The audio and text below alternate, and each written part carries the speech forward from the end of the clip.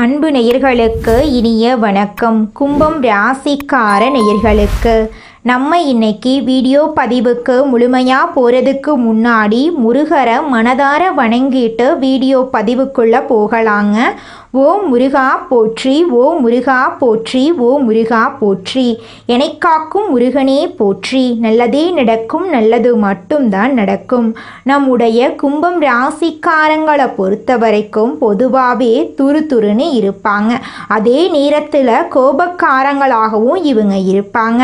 மற்றவங்கிட்ட பேசும்போதும் சரிங்க, பழகும்போதும் சரி, இவங்க நல்லவங்களா கெட்டவங்களா, படித்தவங்களா படிக்காதவங்களா, ஏழையா பணக்காரனா, உயர்ந்தவனா தாழ்ந்தவனா அப்படிங்கிற பாகுபாடெல்லாம் இவங்க பார்க்க மாட்டாங்க. எல்லார்கிட்டையும் ஒரே மாதிரி தான் பேசுவாங்க, ஒரே மாதிரி தான் பழகுவாங்க. அதனால இவங்களுடைய ஃப்ரெண்ட்ஷிப் வட்டாரம் அதிக லெவலில் இருக்குதுங்க. தாயை போல அன்பு உள்ளம் கொண்டவங்களாம் இவங்க இருப்பாங்க. இத்தனை நல் குணங்களையும் கொண்டுள்ள கும்பம் ராசிக்கார அன்பர்களே, எல்லாரும் நலமாயிருக்கீங்களா? என்னம்மா நீங்கள் வேற எங்களை பார்த்து நீங்களாவது நலமாயிருக்கீங்களான்னு கேட்குறீங்களே. ஆனால் நாங்கள் என்ன பதில் சொல்கிறேன்னே தெரியாத நிலையில் இருக்கோம். ஏன்னா எங்கள் வாழ்க்கையில் நலம் அப்படிங்கிற பேச்சுக்கு துளி கூட இடம் கிடையாதுமா. துன்பமும் பிரச்சனையும் எங்கள் வாழ்க்கையில் நிலச்சிருக்குது. எங்கள் வாழ்க்கையில் எப்போ விடிவு காலம் வருனே தெரியல அப்படின்னு உங்கள் மனசில் நினைக்கிறது புரியுதுங்க கும்பம் ராசிக்காரர்களே. இந்த மாதம் ஏற்படக்கூடிய கிரகநிலை மாற்றத்தின் மூலமாக உங்கள் வாழ்க்கையில் இருக்கக்கூடிய அனைத்து பிரச்சனைகளும் காணாமல் போகுது. இருள் நிறைந்த உங்கள் வாழ்க்கையில் பிரகாசம் வரப்போகுது.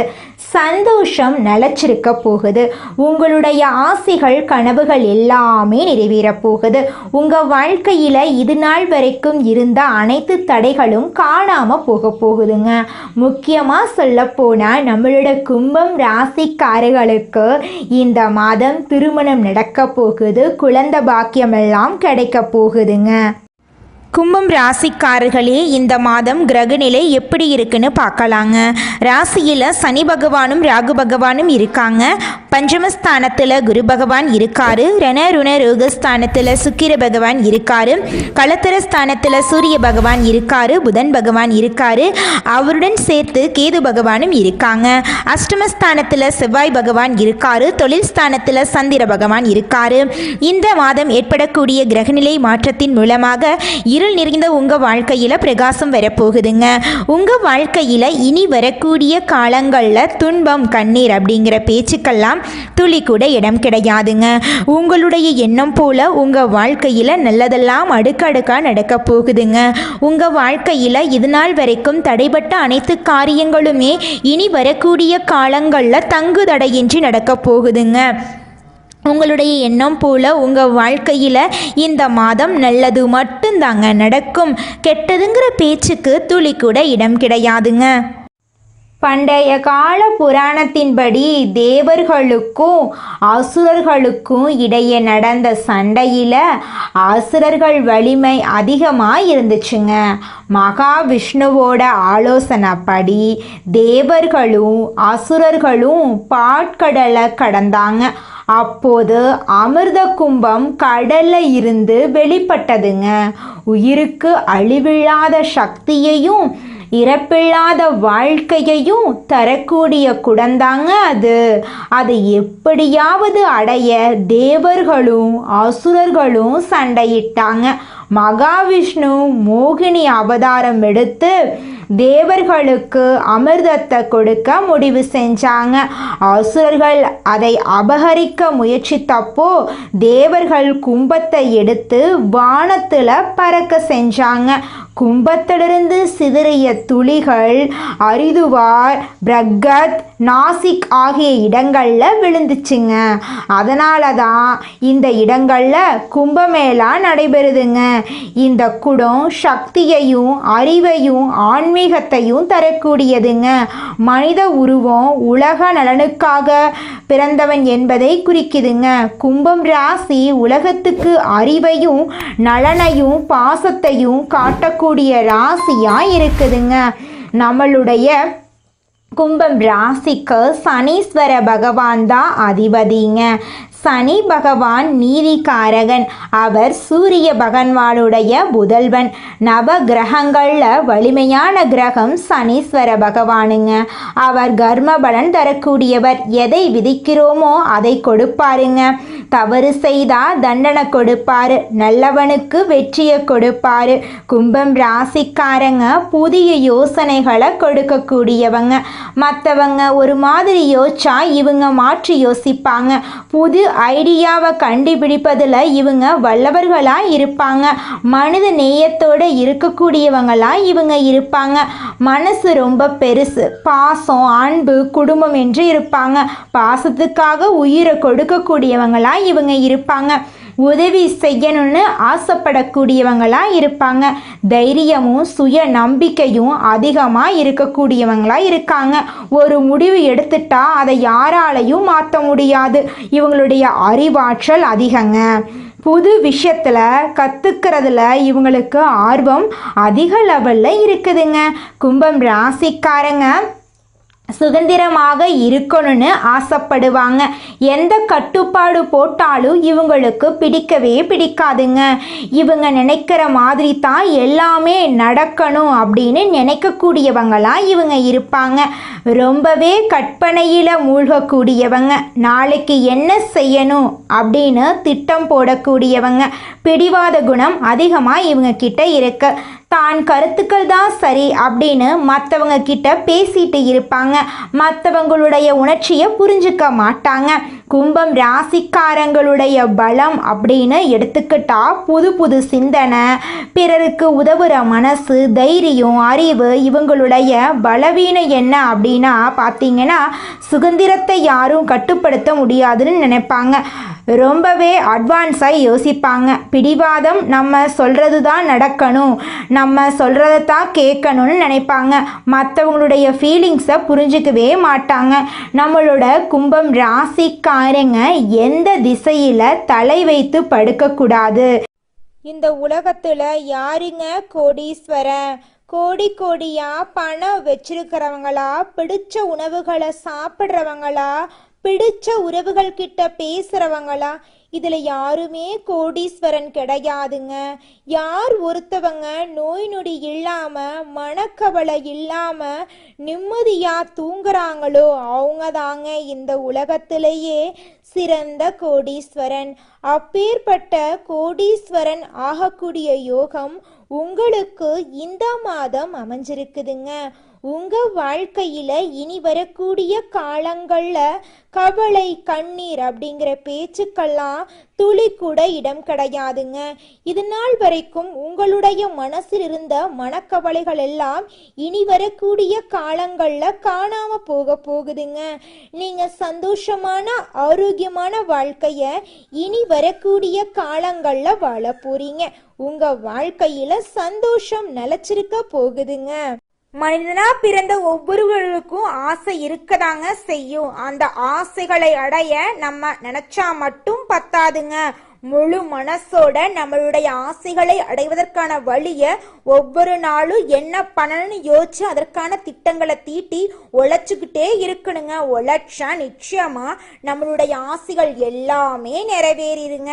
உங்க வாழ்க்கையில இனி வரக்கூடிய காலங்கள்ல உங்களுடைய அனைத்து ஆசைகளும் நிறைவேற போகுதுங்க. அப்படி ஒவ்வொரு மனிதனுக்கும் இருக்கக்கூடிய பொதுவான ஆசை என்னன்னு பார்த்தீங்கன்னா 16 செல்வங்களையும் அடைந்து வாழணும் அப்படின்னு தான் ஒவ்வொரு மனிதனுடைய ஆசையும் இருக்குதுங்க. பணம் வேணும், பதவி வேணும், புகழ் வேணும், கௌரவம் வேணும் அப்படின்னு தான் ஒவ்வொரு மனிதனும் தினமும் வாழ்ந்துகிட்டு இருக்கான். அதை நோக்கிய பயணத்தை தான் ஒவ்வொரு நாளும் மனிதன் வாழ்ந்துகிட்டு இருக்கான். ஒவ்வொரு நாளையும் ரசிச்சு வாழ்றது கிடையாது எந்த ஒரு மனிதனும். போராட்டத்துல தாங்க இந்த உலகத்துல ஒவ்வொரு மனிதனும் வாழ்க்கைய வாழ்ந்துட்டு இருக்காங்க. அப்படிங்கிறத பற்றி பார்க்கலாங்க. கும்பம் ராசிக்காரங்க வடக்கு திசையில் தலை வச்சு படுக்கக்கூடாதுங்க. வடக்கு திசை குபேரனுடைய திசையாகவே இருந்தாலும் தூக்கம் சரியாக வராதுங்க. உடலில் இருக்கிற காந்த சக்தியும் பூமியோட காந்த சக்தியும் சேரும்போது உடம்புல மன அழுத்தம் அதிகமாக இருக்குங்க. கவலைகள் உண்டாகும். உடல் ஆரோக்கியம் சீர்குலையும். உறக்கம் சரியாக வராது. வருமானம் வருமானம் வந்தாலும் கையில் நிற்காது, சேவிங்ஸ் வராது, கடன் பிரச்சனையும் கூடும், வேலை வாய்ப்புகளை இழக்க நேரிடும், உறவுக்காரங்க கிட்ட ஒரு அண்டர்ஸ்டாண்டிங் இல்லாமல் இருப்பீங்க, வீட்டில் சின்ன சின்ன சண்டைகள் வர வாய்ப்புகள் அதிகமாக இருக்கு. மேற்கு திசையில் தலை வச்சு படுக்காதீங்க. மேற்கு திசை வருண் பகவானுடைய திசையாக இருக்கிறதுனால சோம்பல் அதிகமாக இருக்கும். ரொம்ப டயர்டாகவே இருப்பீங்க. எதை செய்யணும்னு நினச்சாலும் ஒரு முன்னேற்றம் இல்லாமல் தடைகள் ஏற்படுங்க. குடும்பத்தில் சண்டைகள் உண்டாகும், சொத்து பிரச்சனை வரும், கோர்ட்டு கேஸ் அப்படின்னு பிரச்சனையெல்லாம் வர வாய்ப்பு இருக்குது. கொஞ்சம் கவனமாக இருந்துக்கோங்க. எந்த திசையில் தலை வைத்து படுத்தா உங்கள் வாழ்க்கைக்கு நன்மைகள் வரும் அப்படிங்கிறத பற்றி பார்க்கலாங்க. நம்மளோட கும்பம் ராசிக்காரங்க கிழக்கு திசையில் தலை வச்சு படுக்கிறது ரொம்பவும் நல்லது. சூரிய பகவானுடைய திசையில் நீங்கள் தலை வைச்சு படுக்கும்போது படிப்பு நல்லா வரும், கல்வி அறிவு எல்லாமே நல்லா இருக்கும், ஆன்மீகம் அதிகமாக ஈடுபடக்கூடிய வாய்ப்புகள் அதிகமாக இருக்கும். கிழக்கு திசையில் சூரியன் உதயம் ஆகிறதுனால ஒளியும் அறிவும் உங்கள் வாழ்க்கையில் மேலும் மேலும் அதிகரிக்குங்க. புது புது விஷயங்களை நீங்கள் கற்றுக்கொள்ள ஆர்வம் அதிகமாக இருக்கும். நல்ல கல்வியில் முன்னேற்றம் கிடைக்கும், வேலை நல்ல வேலையும் கிடைக்கும். தொழில் செய்கிறீங்கன்னா தொழிலில் நல்ல லாபம் கிடைக்கும். வியாபாரத்தில் வாடிக்கையாளர்களும் பெருகுவாங்க. மாணவர்கள் கிழக்கு திசையில் படுத்தீங்கன்னா உங்களுடைய கல்வியில் முன்னேற்றம் ஏற்படும். மெமரி பவர் அதிகமாக இருக்கும். அரசாங்க வேலை, அரசு பதவி, மேலதிகாரிகள் அப்படின்னு பதவி உயர்வு, புகழ், பேரு, பணம் இது எல்லாமே கிடைக்கும். குடும்ப வாழ்க்கையும் சரி. குழந்தை பாக்கியம் இல்லாத கும்பம் ராசிக்காரர்களுக்கு கிழக்கு திசையில் நீங்கள் தலை வச்சு படிச்சிங்கன்னா எப்பேற்பட்ட குடும்ப சண்டையாக இருந்தாலும் விலகி போயிடும். குழந்தை பாக்கியம் இல்லாமல் இருந்தாலும் நிச்சயமாக உங்களுக்கு குழந்தை பாக்கியம் உண்டாகும். தெற்கு திசையில் நீங்கள் தலை வச்சு படுக்கலாம். தெற்கு திசையில் தாராளமாக தலை வைத்து படுக்கலாங்க. அப்படி நீங்கள் தலை வச்சு படிச்சிங்கன்னா செல்வம் சேருங்க. வீடு, நிலம், வண்டி, வாகனம் இதெல்லாம் வாங்கிறதுக்கான யோகமும் செல்வாக்கும் அதிகரிக்கும். உடல் ஆரோக்கியம் அதிகரிக்குங்க. மன கஷ்டமாக இருந்தாலும் சரி, உடல் சோர்வாக இருந்தாலும் சரி, உடல் நலம் சரியில்லாமல் இருந்தாலும் சரி, கண்டிப்பாக எல்லாமே சரியாயிடுங்க. நல்ல சுறுசுறுப்போட விறுவிறுப்பாக வேலை செய்வீங்க. நீண்ட ஆயுள பெறுவீங்க. குடும்பத்தில் சந்தோஷம் நிலைக்குங்க. கோடீஸ்வரர் யோகம் உங்களுக்கு கிடைக்க 100% இந்த திசையில் நீங்கள் தலை வச்சு படித்தா நிச்சயமாக வெற்றி உண்டாகுங்க. தொழிலில் நல்ல முன்னேற்றம். நீங்கள் பிஸ்னஸ் வியாபாரம் செய்கிறீங்கன்னா அது நல்லா விரிவுபடுத்த முடியுங்க.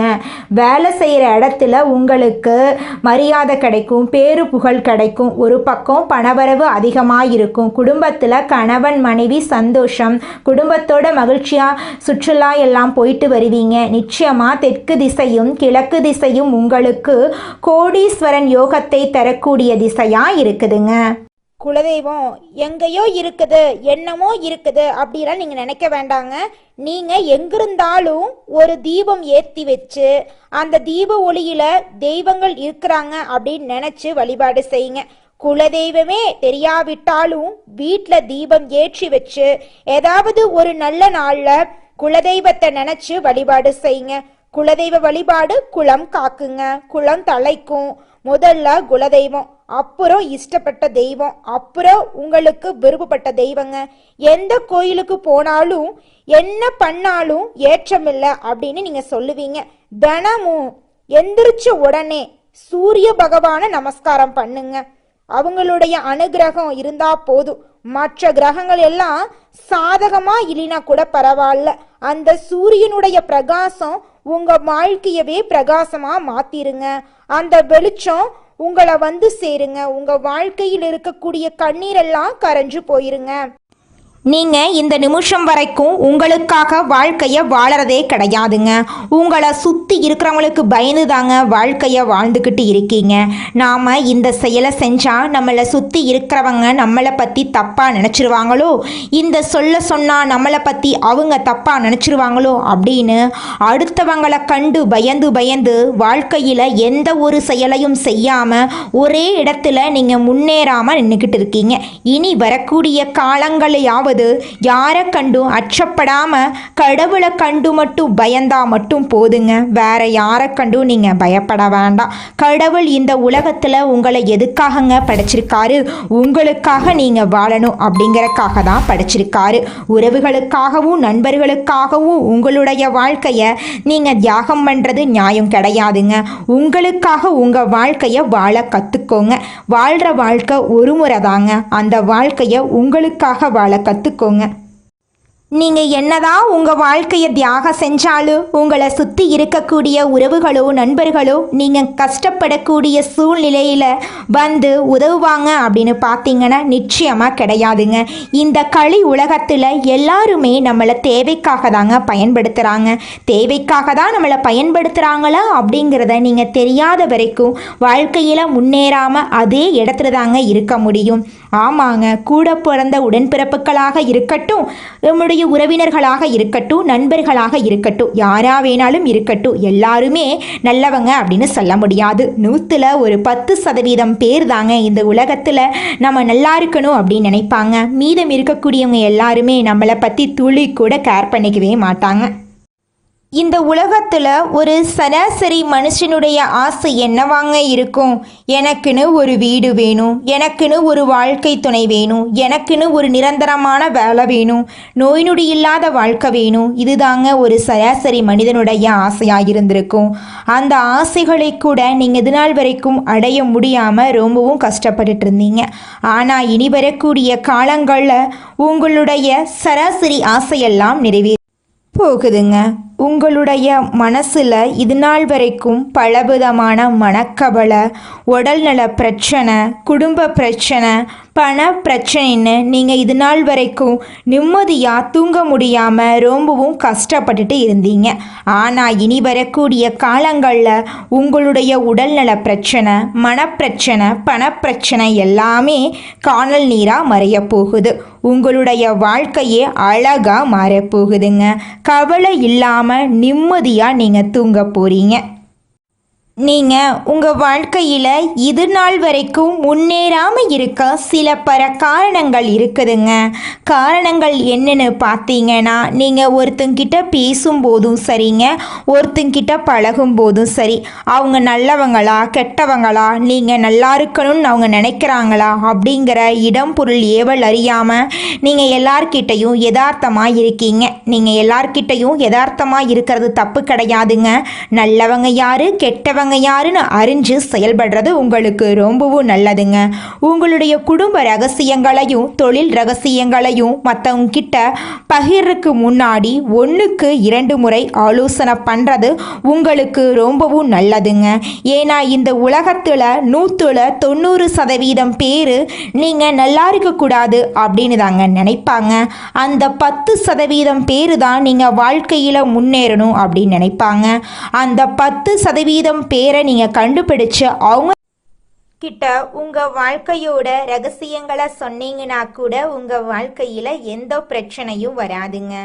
அந்த 90% பேர்கிட்ட நீங்கள் தெரிஞ்சோ தெரியாமலோ உங்கள் வாழ்க்கையோட நல்லது கெட்டதை ரகசியத்தை சொன்னீங்க அப்படின்னா அதுவே உங்கள் வாழ்க்கைக்கு பெரிய பிரச்சனையாக வர வாய்ப்பு இருக்குதுங்க. அதனால நீங்கள் ஒருத்தங்கிட்ட பேசும்போதும் பழகும்போதும் எச்சரிக்கையாக இருக்கணுங்க. உங்களை நல்லா இருக்கணும் அப்படின்னு நினைக்கிறாங்கல்ல, அவங்கள அறிஞ்சு செயல்படுறது உங்கள் வாழ்க்கைக்கு ரொம்பவும் நல்லதாக இருக்குங்க. அடுத்ததாக நம்முடைய கும்பம் ராசியில் இருக்கக்கூடிய ஒவ்வொரு நட்சத்திரக்காரர்களுக்கும் இந்த மாதம் எப்படி இருக்குன்னு பார்க்கலாங்க. நம்முடைய கும்பம் ராசியில் இருக்கக்கூடிய முதல் நட்சத்திரம் அவிட்டம் 3, 4ஆம் பாதம். உங்களுக்கு இந்த மாதம் எப்படி இருக்குன்னு பார்க்கலாங்க. வியாபாரத்தில் இது நாள் வரைக்கும் இருந்த போட்டிகள் குறைய போகுது. குடும்பத்தில் சுபகாரியங்கள் ஏற்பட போகுது. நீங்கள் எதிர்பார்த்த அனைத்து காரியங்களும் வெற்றியடைய போகுது. சிலருக்கு குழந்தை பாக்கியம் எல்லாம் கிடைக்க போகுது. உங்கள் வாழ்க்கையில் சந்தோஷம் நிலச்சிருக்க போகுதுங்க. அடுத்ததாக நம்முடைய கும்பம் ராசியில் இருக்கக்கூடிய நட்சத்திரம் சதயம். உங்களுக்கு இந்த மாதம் எப்படி இருக்குன்னு பார்க்கலாங்க. கணவன் மனைவிக்கு இடையே மகிழ்ச்சி கூட போகுது. பிள்ளைகளால் நன்மைகள் ஏற்பட போகுது. உங்களுடைய திறமைக்கு அங்கீகாரம் கிடைக்க போகுது. நீங்கள் எதிர்பார்த்த உதவிகள் உங்களை தேடி வரப்போகுதுங்க. அதுக்கடுத்ததாக நம்முடைய கும்பம் ராசியில் இருக்கக்கூடிய நட்சத்திரம் பூரட்டாதி 1, 2, 3ஆம் பாதம்.